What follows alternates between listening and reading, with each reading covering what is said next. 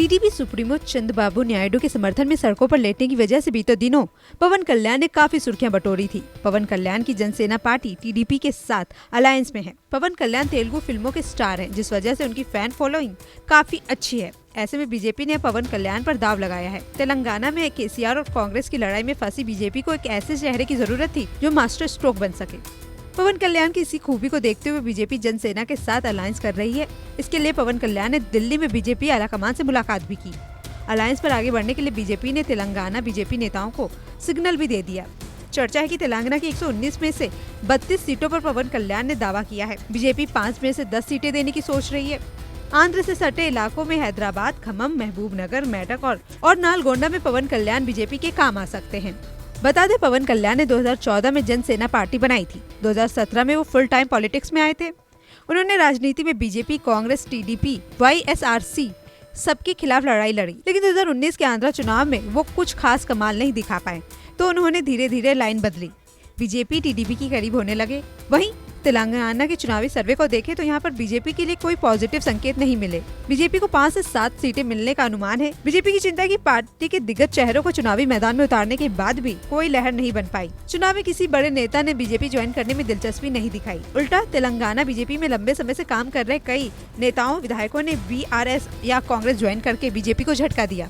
ऐसे में तेलंगाना में भी बीजेपी ने वही दाव चला जो एमपी, राजस्थान समेत अन्य चुनावी राज्यों में चला। तेलंगाना में 3 लोकसभा सांसदों बंडी संजय कुमार, सोयम बापू राव और अरविंद धर्मपुरी को विधानसभा चुनाव लड़ने के लिए टिकट दिया गया। करीमनगर सीट पर बंडी संजय कुमार को उतारा गया।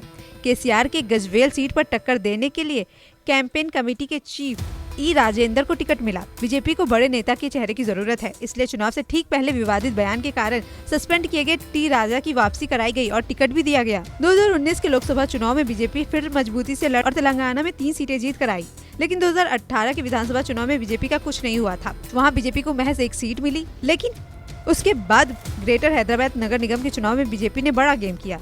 150 में से 48 सीटें निकाल ली। अब जो चुनाव हो रहे हैं उसमें बीजेपी का पल्ला कमजोर दिख रहा है।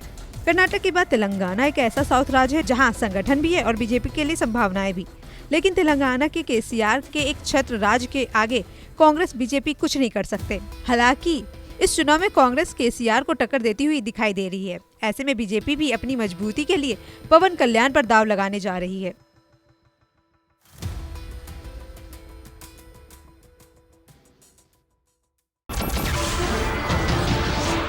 नमस्कार, मैं हूं मानक गुप्ता। अगर आपको हमारा ये वीडियो पसंद आया हो तो इसे लाइक और शेयर जरूर करें, और हाँ, हमें सब्सक्राइब और फॉलो करना ना भूलें ताकि आप देश और दुनिया की कोई खबर मिस ना करें। तो जुड़े रहिए हमारे साथ और देखते रहिए न्यूज़ 24।